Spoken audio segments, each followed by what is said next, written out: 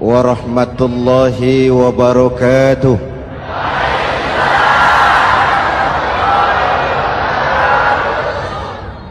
Alhamdulillah wassalatu wassalamu ala rasulillah Sayyidina Muhammad ibn Abdullah wa ala alihi wa sahbihi wa mawala, amma ba'du.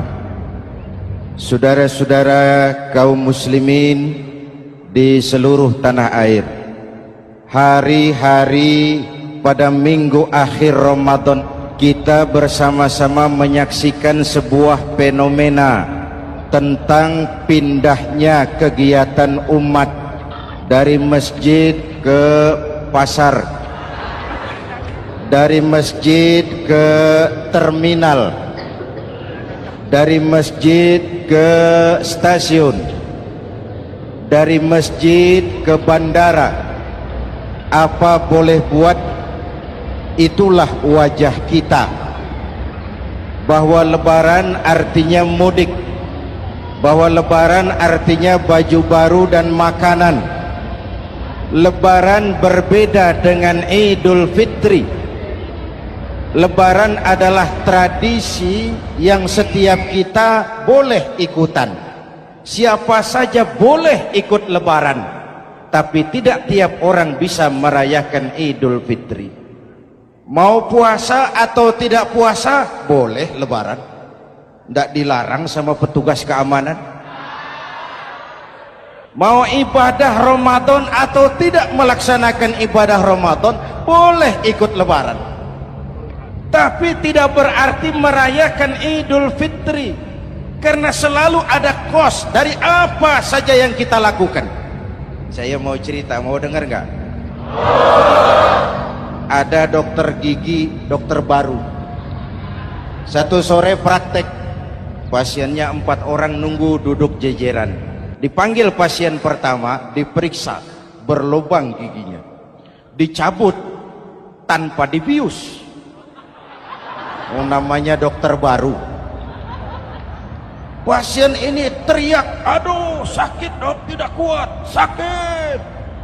Teriakannya keras sekali. Pasien yang 3 orang yang nunggu gemeter, lari semua. Sudah saya dicabut, diobati, selesai, tanya, sudah selesai dok? Sudah mas. Berapa biayanya? 200.000. Loh, biasanya kan 50.000, kok 200.000? Biasanya sih memang 50.000, tapi siapa suruh kau teriak? Yang 3 lari.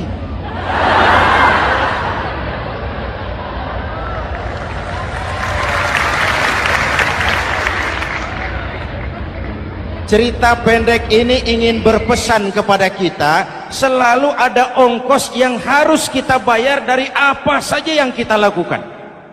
Mau ibadah atau tidak, mau jadi orang baik-baik atau jadi bajingan paling tengik, mau berbuat salah atau berbuat soleh, selalu ada kosnya, selalu ada ongkosnya. Kita bicara kembali kepada fitrah, Idul Fitri. Bagaimana caranya? Pertama, saya ingin mengutip bagian pendek dari ayat 185 Al-Baqarah. Walitukmilul iddata walitukabbirullaha ala ma hadakum wala'allakum tashkurun.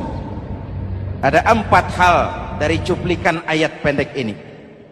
Pertama, walitukmilul iddata, hendaknya engkau sempurnakan jumlah bilangan hari puasamu. Berpuasa sebulan penuh. Sebulan penuh itu bisa 29, bisa 30. Pak, kalau beda pendapat bagaimana? Ada yang lebaran tanggal 5, ada yang lebaran tanggal 6. Hadirin, bagi yang punya kemampuan berijtihad, silahkan melakukan ru'yatul hilal. Bagi yang tidak, lebih aman ikut pesan Nabi. Apa pesan Nabi? Fa iza ikhtalaftum fa alaikum bisawadil a'zam ma'al haqqi wa ahlihi. Kalau kamu berbeda pendapat, ikut golongan terbanyak yang benar dan ahlinya. Jadi walaupun banyak, kalau tidak benar dan bukan ahlinya, tidak usah ikutin. Banyak benar dan ahlinya. Contoh, 100 insinyur berbeda pendapat dengan 10 kiai tentang doa kunut. Yang diikuti pasti 10 kiai, bukan 100 insinyur. Betul? Atau sebaliknya, 10 insinyur berbeda dengan 100 kiai tentang konstruksi jembatan. Yang diikuti tentu 10 insinyur, benar dan ahlinya. Maka yang paling aman, kita punya Departemen Agama. Departemen Agama punya ahli dari MUI, dari Nahdlatul Ulama, dari Muhammadiyah, dari Al-Wasliyah, dari Syarikat Islam, dikumpulkan melakukan ru'yatul hilal. Yang paling aman, dengerin saja pengumuman Departemen Agama.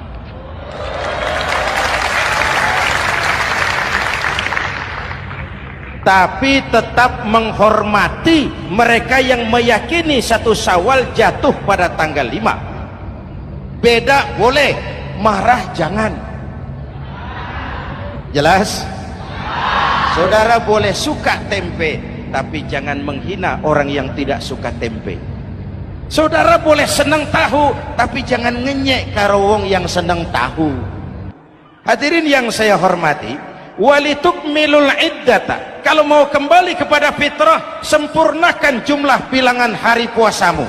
Makna sempurnakan di sini 2, sempurnakan 1 bulan penuh dan sempurnakan semangat puasamu.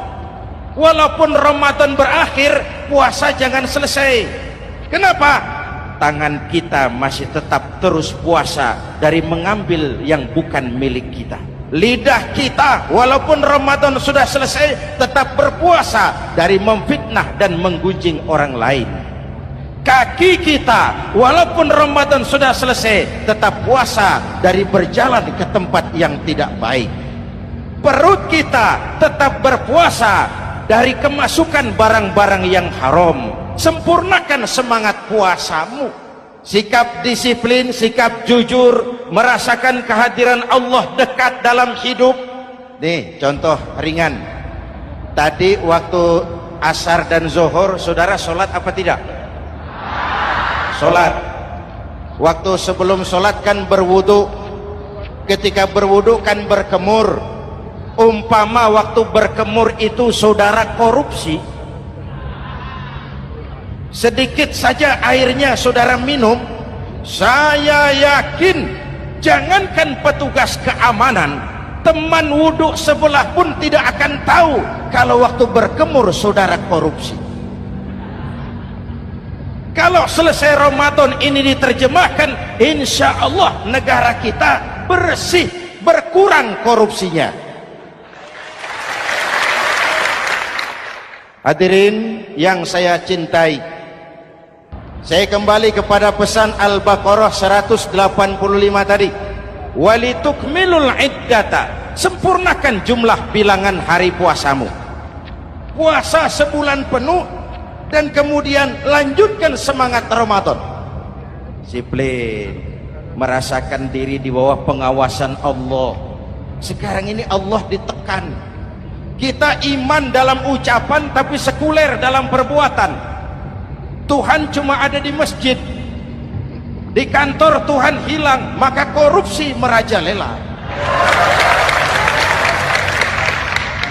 Tuhan cuma ada di masjid, di pasar Tuhan hilang, maka timbangan tetap curang.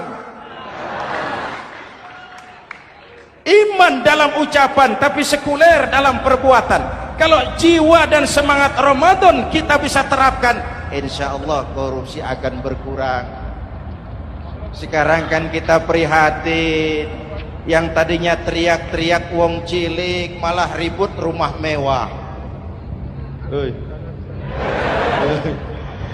Yang tadinya teriak-teriak rakyat kecil, sekarang malah ribut soal villa 5 miliar.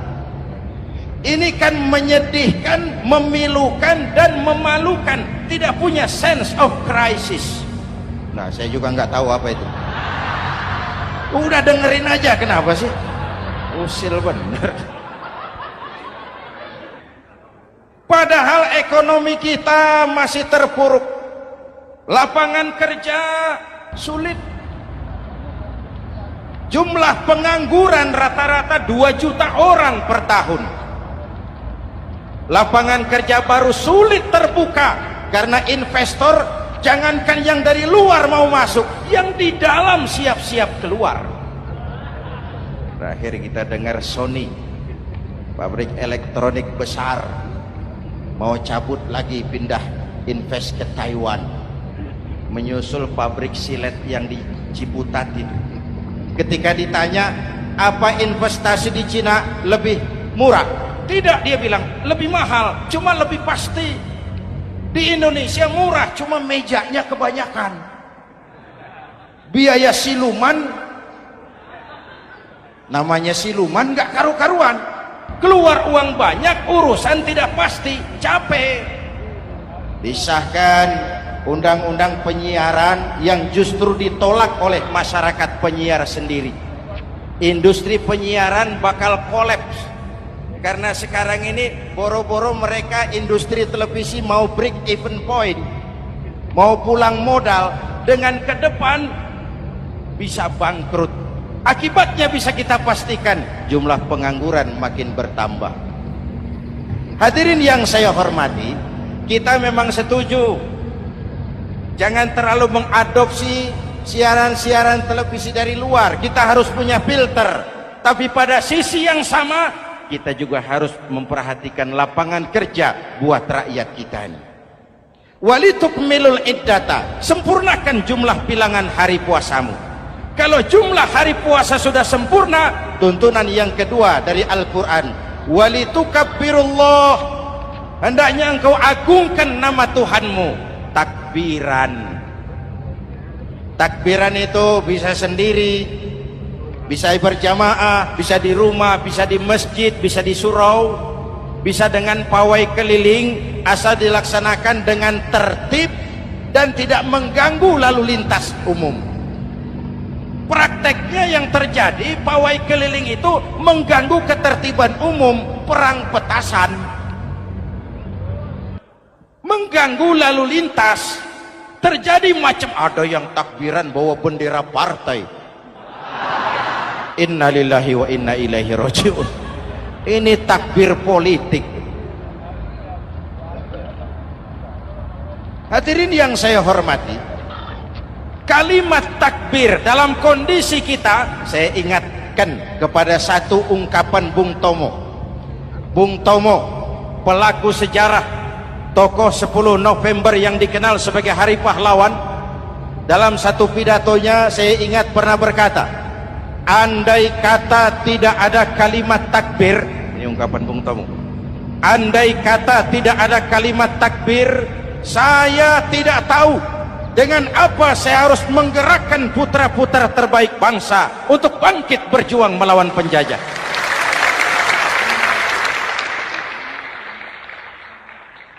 Ketika Allahu Akbar itu londo, kelihatannya kecil, meriam nggak meleduk. Dahulu orang-orang tua kita cuma ada 2 kata, merdeka atau mati. Tidak berpikir nanti kalau menang dan merdeka saya jadi wali kota di mana.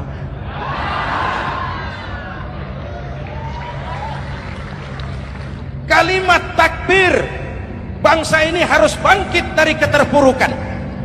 Bangsa ini harus bangkit mengejar ketinggalan-ketinggalannya. Bangsa ini tidak boleh terpuruk terus, dan semangat takbir harus menjiwai kita. Tidak ada capek dalam perjuangan, tidak ada puas dalam upaya. Keberhasilan cuma pengantar ke arah keberhasilan yang lebih baik lagi. Walitukabbirullah, hendaknya engkau agungkan nama Tuhanmu. Nama Allah menjadi motivasi besar dalam kehidupan kita.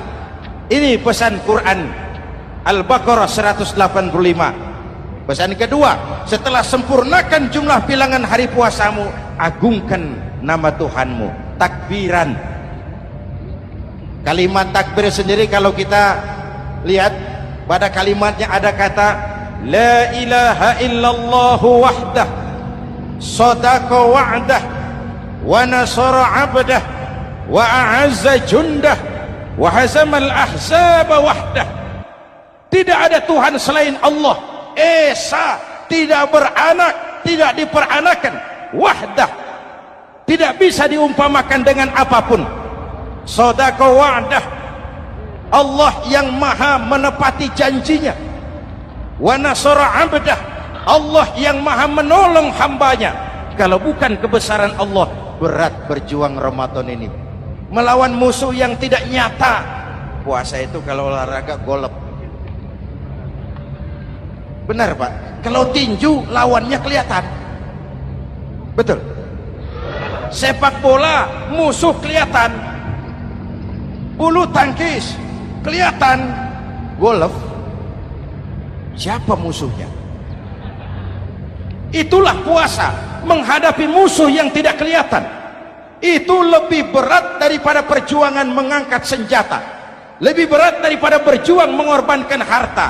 Tapi kalau di bulan Ramadan saja Rasulullah menang dalam perang Badar, itu harus jadi sumber motivasi. Dengan kalimat takbir, dengan keagungan Allah, bangsa Indonesia harus bangkit dari keterpurukan. Ibu bapak hadirin yang saya hormati, jadi bukan akhir Ramadan lalu sibuk beli baju.